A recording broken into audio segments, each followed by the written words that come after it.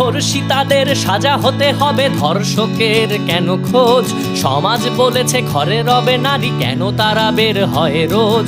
কেন প্রতিদিন এখানে ওখানে নারীদের যায় দেখা? কেনই বা তারা সন্ধে বেলায় বের হয় পথে একা? সমাজ বলেছে ছেলেরা এমনই দুষ্টুমিতে ভরা, কেন বোকা নারী ছেলেদের হাতে বারে বারে দেয় ধরা? নিশ্চয়ই তারা ছলনা করে, ছেলেদের ডাকে কাছে, পোশাকে আশাকে ঠিক নেই, আরো কত দোষ আরো আছে। আমি বলি এই ধর্ষণ রোধে নারীদের দাও ফাঁসি, তবেই মিটবে ধর্ষণ কেসে সমাজের মুখে হাসি। আমরা পুরুষ যাতে ধর্ষক এভাবেই গড়া প্রাণী, মনে মনে কত ধর্ষণ করি আমরাই শুধু জানি।